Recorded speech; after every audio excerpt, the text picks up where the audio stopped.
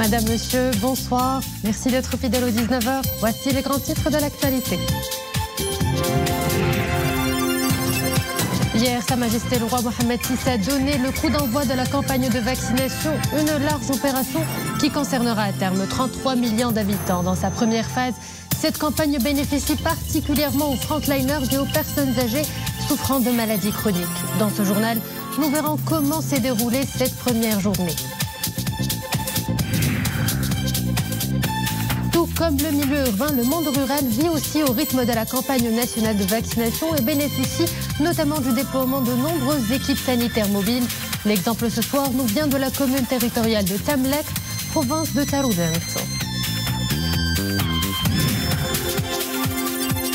Astronomie, une première mondiale. Les chercheurs de l'Observatoire national d'Okaïmden participent à une découverte, une étude qui se penche sur la composition et la densité de 7 nouvelles planètes tournant autour de l'étoile naine baptisée TRAPPIST 1.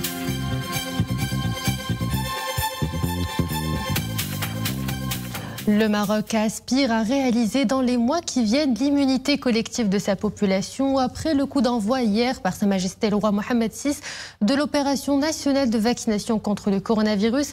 Cette opération nationale a bien démarré dans toutes les régions du royaume grâce à un dispositif et des moyens humains et matériels de grande envergure en exécution des hautes instructions royales. Le Maroc a acquis une quantité de vaccins suffisante pour 33 millions d'habitants, soit 66 millions de doses de vaccins, une importante quantité qui permettra d'atteindre le stade de l'immunité collective. L'exemple à Rabat avec Mohamed Aït-Chgar qui rappelle pour nous les points forts de cette campagne.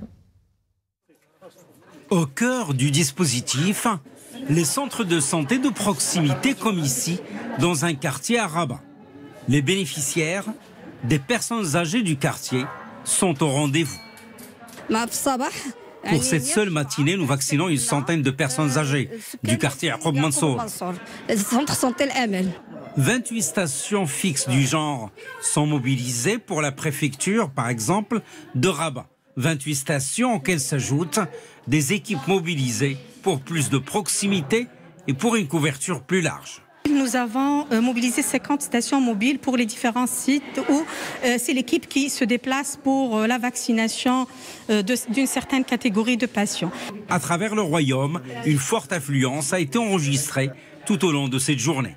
Premier signe fort du succès attendu de l'opération nationale de vaccination contre le coronavirus. La gratuité, bien sûr, qu'a donnée Sa Majesté, bien sûr, à cette action de vaccination est un élément important et fondamental pour qu'il y ait de l'adhésion de tout le monde, puisque nous projetons éventuellement une immunisation collective. Et cette immunisation collective ne peut être, bien sûr, assurée que lorsque 80% de la population sera vaccinée. Ça veut dire à peu près 30 millions d'habitants. Un calendrier de vaccination est préétabli. Les frontliners sont les premiers bénéficiaires. Professionnels de la santé âgés de plus de 40 ans, autorités publiques et forces armées royales, membres de la famille de l'éducation âgés de plus de 45 ans ou encore les personnes âgées de plus de 75 ans, ainsi que les zones où sont enregistrés des taux élevés de contamination par la Covid-19. Pour les autres bénéficiaires, ils sont appelés à consulter le portail www.leqahcorona.ma ou à envoyer un SMS au numéro gratuit 1717. Et parmi les frontliners, le corps médical, depuis le début du combat acharné contre le virus, ils sont en première ligne, ils ont mis leur vie au péril pour en sauver d'autres. Aujourd'hui, ils sont en tête de liste, premiers à se faire vacciner. Un boost au moral de ces combattants. Imad Amsmir, Mouatassim Bilal Bouazaoui et Zakaria Mouqin Billah. Au centre hospitalier universitaire Mohammed VI de Marrakech, dès les premières heures de la matinée, les premières doses du vaccin anti-Covid sont réceptionnées. Destinés à vacciner les professionnels de la santé, les flacons sont conservés dans les conditions de température en vigueur entre 2 et 8 degrés Celsius. L'opération de vaccination des cadres médicaux et paramédicaux débute aussitôt, dans une ambiance de citoyenneté et d'espoir. Je suis très heureux de faire le vaccin. Cela fait un an que je fais face au risque d'infection au Covid-19. Heureusement, je n'ai pas attrapé le virus. La vaccination est à la fois une responsabilité individuelle et collective que nous devons tous assurer. Le lancement officiel par Sa Majesté le Roi de la campagne de vaccination est un instant historique. Cela est de nature à encourager la population générale à suivre l'exemple. Cette initiative est un vecteur d'espoir pour le futur, après un an de pandémie et ses impacts négatifs sur l'économie et d'autres secteurs. 90 doses par jour, c'est la moyenne de vaccins administrés au niveau du CHU de Marrakech. Durant la première phase de cette campagne nationale, 520 cadres médicaux, infirmiers, administratifs et techniques en sont bénéficiaires, sur un total de 3066 fonctionnaires de l'hôpital. L'opération commence par l'enregistrement. La personne concernée est orientée vers une station de vaccination où un médecin évalue les contre-indications éventuelles. Ensuite, le vaccin est administré au niveau du site vaccinal désigné. 435 stations de vaccination, 790 unités mobiles de vaccination et 459 équipes médicales sont mobilisées par la direction régionale de la santé de Marrakech-Safi. La population bénéficiaire est estimée à plus de 3 millions d'habitants. La campagne nationale de vaccination cible donc, lors de cette première phase et d'une manière graduelle, les personnes les plus exposées au virus. Les professionnels de la santé figurent donc parmi les premiers bénéficiaires, mais aussi les autorités publiques et les forces armées royales. Dans ces images prises tout à l'heure à Rabat, cette opération de vaccination est lancée dans toutes les casernes à travers le royaume. Sur un plan beaucoup plus large et à moyen terme, l'objectif de la campagne nationale de vaccination est d'immuniser toutes les composantes du peuple marocain, soit 30 millions de personnes pour vacciner à peu près 80% de la population en vue de réduire puis d'éliminer les cas de contamination et de décès dus à l'épidémie et de contenir la propagation du virus dans la perspective d'un retour progressif à une vie normale.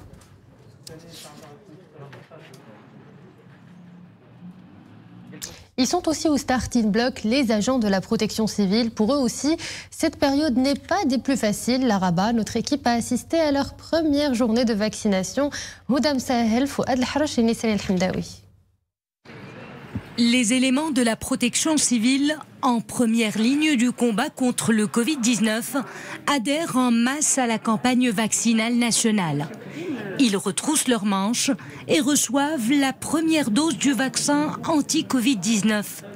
Le geste est empreint de citoyenneté. Aujourd'hui, au moins plus de 100 éléments de la protection civile reçoivent leur première dose du vaccin. Au niveau de cette caserne à Rabat, nous avons aménagé l'espace abritant cette grande opération conformément aux recommandations du ministère de la Santé. L'organisation de cette opération vaccinale d'envergure a été bien pensée. Le candidat vaccin est appelé à suivre tout un tracé. En premier lieu, nous enregistrons le candidat vaccin. Par la suite, il passe à la salle de vaccination.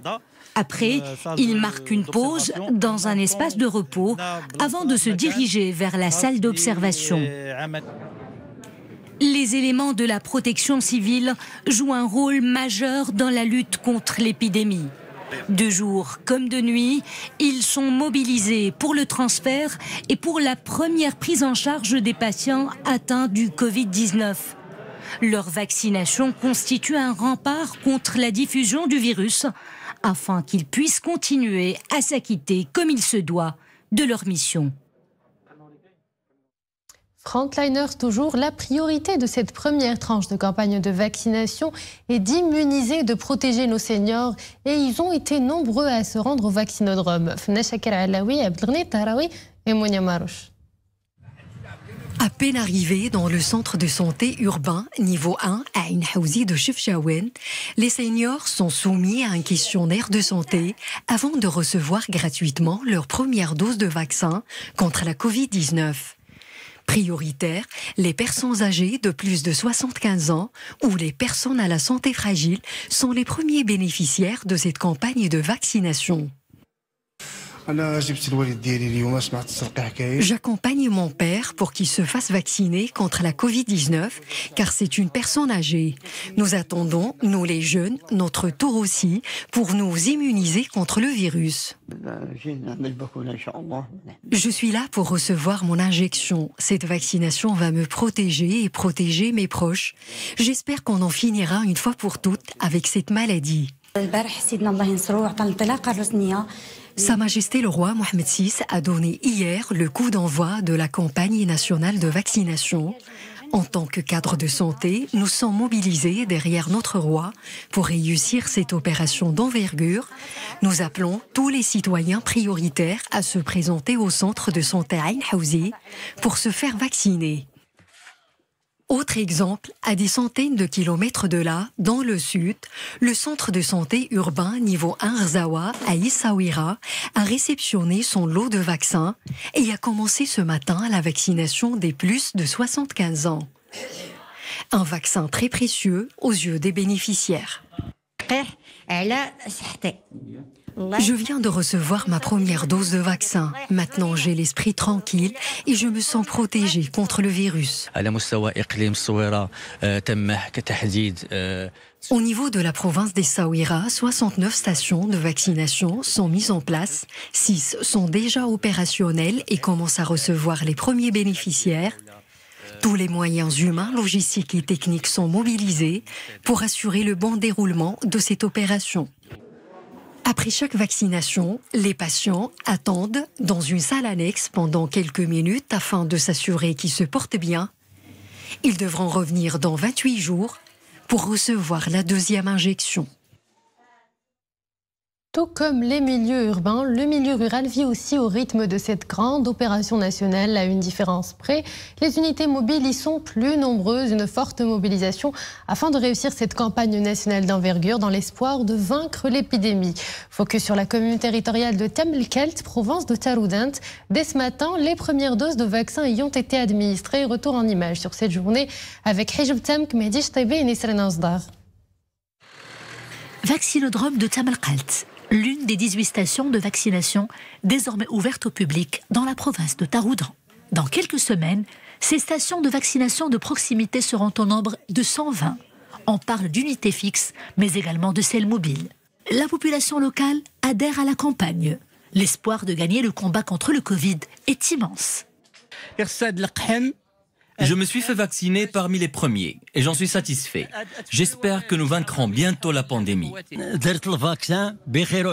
Je viens de me faire vacciner. Tout se passe très bien. L'organisation est parfaite.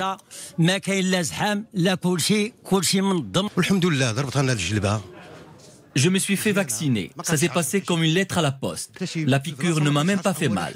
626 000, c'est le total des personnes ciblées par la campagne de vaccination nationale dans la province de Taroudant. Un grand défi logistique et humain.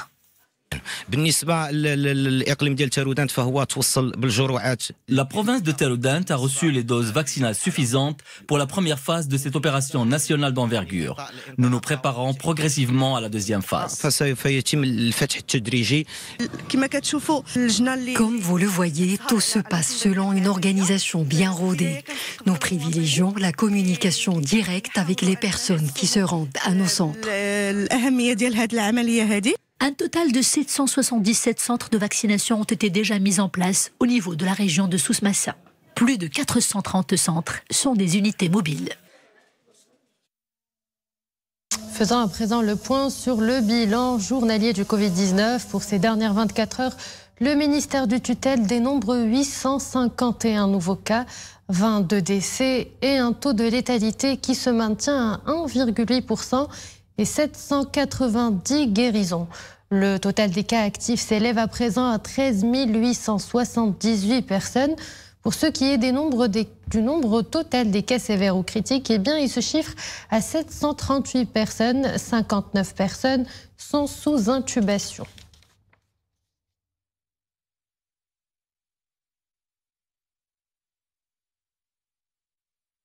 Le ministre des Affaires étrangères, de la coopération internationale et des Marocains résidant à l'étranger, Nasser Bourita, s'est entretenu au téléphone avec le conseiller à la sécurité nationale d'Israël, Meir Ben Shabbat, sur un nombre de questions d'intérêt commun. Lors de cet entretien qui fait suite à l'appel téléphonique entre Sa Majesté le roi Mohammed VI et le Premier ministre d'Israël, Benjamin Netanyahou, les deux responsables ont convenu de mettre en place des groupes de travail qui s'attelleront à la conclusion d'accords de collaboration dans de nombreux domaines, notamment les investissements, l'agriculture, l'eau, l'environnement, le tourisme, la science, l'innovation et l'énergie. Du fait de la pandémie, ces groupes de travail se réuniront en ligne. Cependant, une délégation marocaine de haut niveau se rendra en Israël dès que possible, peut-être en février, pour finaliser les termes de cet accord. Une délégation israélienne menée par Meir Ben Shabbat est également attendue au Maroc durant le mois de février. Les entretiens entre Nasser Bourita et Meir Ben Shabbat ont été l'occasion d'évoquer le grand potentiel de collaboration qui profitera non seulement au Maroc et à Israël, mais aussi à toute la région.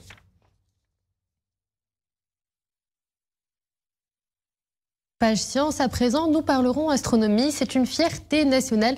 L'Observatoire de Loukaïmden participe à une étude qui se penche sur la composition et la densité de 7 planètes tournant autour d'une étoile naine baptisée TRAPPIST 1.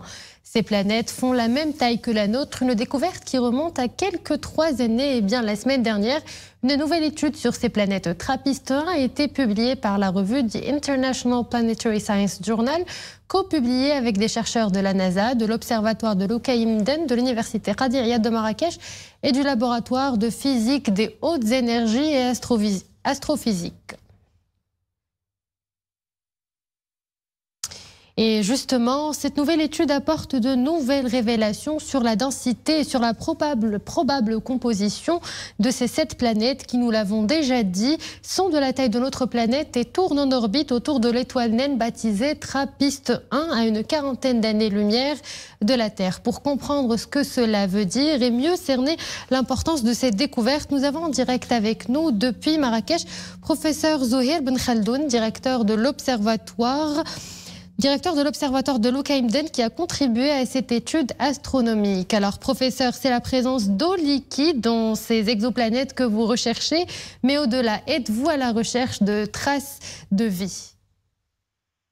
Bonjour, merci pour votre invitation. Merci aussi pour l'intérêt que vous accordez à l'actualité scientifique de l'Université Qadiriyat et de l'Observatoire de Loukaïmden en particulier. Oui, effectivement, comme vous l'avez dit, l'un des principaux buts de ce genre d'études et de recherche sur les planètes extrasolaires, ce qu'on appelle l'exoplanétologie, est justement de faire des avancées dans le domaine de l'exobiologie, c'est-à-dire de chercher la vie ailleurs que sur la planète Terre. Vous savez que ce système-là, qui a vu les projecteurs braqués sur lui depuis 2016, depuis la date de sa découverte. Et puis, après sa découverte, nous avons donc publié dans la revue Nature, l'une des meilleures revues à l'échelon international, cette publication avec nos collègues scientifiques des autres observatoires qui ont participé à cette découverte et également des chercheurs de la NASA qui dirige l'observatoire spatial, le satellite Spitzer, qui a aussi participé à cette découverte. Donc à l'époque, nous avions découvert ces 7 planètes et déjà nous avions pu faire les mesures nécessaires pour dire que 3 parmi ces planètes se trouvent dans ce qu'on appelle la zone habitable, c'est-à-dire la zone propice à l'existence des molécules biomarqueurs, les molécules qui sont en fait des signatures d'existence de vie, telles que l'oxygène, le gaz carbonique, l'azote, etc. Et donc, évidemment, nous n'avons pas encore pu détecter ces molécules, mais nous avons pu placer 3 de ces planètes, comme je l'ai déjà dit, dans la zone habitable. Mais au-delà de la recherche de cette possibilité d'existence de vie, le fait de pouvoir observer des systèmes planétaires comme celui de TRAPPIST 1 nous permet de mieux connaître en fait la genèse de notre système solaire aussi. c'est une opportunité unique de pouvoir observer le système solaire, comme si nous observions notre système solaire de l'extérieur. Professeur, ces exoplanètes sont à 40 années-lumière de la Terre, avec des termes plus accessibles à monsieur tout le monde. Comment faites-vous pour déduire la composition de ces planètes? Voilà, alors c'est ce que j'étais en train de dire. L'opportunité qui nous est donnée d'observer de l'extérieur du système solaire un système qui lui est analogue nous permet de mieux comprendre la composition des planètes du système solaire lui-même. Alors, comment est-ce qu'on fait? Effectivement, 40 années-lumière, c'est beaucoup. Ce qu'on fait, c'est que cette nouvelle étude, depuis 2017 et la découverte de ces exoplanètes, nous n'avons pas cessé de les suivre, de les observer, aussi bien à partir de l'observatoire de Loukhaimden, évidemment, mais aussi des autres observatoires terrestres et aussi des satellites. Nous avons cumulé de 1000 heures d'observation grâce aux satellites Kepler et Spitzer après lui. Et ces heures d'observation nous ont permis de peaufiner l'analyse et de remonter à des densités plus précises de ces planètes. À partir de ces densités et à partir des modèles qui régissent la formation des planètes, on peut, en injectant des doses, évidemment, quand je dis en injectant, c'est par l'étude et par la simulation, en injectant les compositions des diverses molécules composant la Terre, les planètes telluriques, nous pouvons supposer l'existence et surtout le pourcentage de ces molécules dans ces planètes-là. Donc la mesure précise des densités, c'est elle qui nous permet de remonter à leur probable composition via évidemment les modèles que nous avons entre les mains et puisés dans le système solaire lui-même. Et pour terminer, professeur, est-ce que vous pouvez nous dire de façon globale quel rôle a joué l'observatoire de Loukhaimden dans la recherche astronomique internationale? Voilà, alors l'observatoire de Loukhaimden, comme je l'ai dit, nous avons pu, depuis 3 ans maintenant, observer à chaque fois qu'il était possible et qu'il y a eu un transit, d'observer ce système. Et donc, ces observations faites à l'observatoire de Loukhaimden ont permis de s'ajouter et de constituer une part des 1000 heures d'observation dont je parlais tout à l'heure. Et donc, la participation de l'observatoire a été évidemment primordiale dans le cumul de ces informations. Professeur Zouhair Ben Khaldoun, je rappelle que vous êtes directeur de l'Observatoire national de Loukhaimden. Merci pour toutes ces explications. Merci. Et voilà, madame, monsieur, nous arrivons à la fin de cette édition. Merci à vous de nous avoir suivis. Excellente soirée sur Aloula. À demain.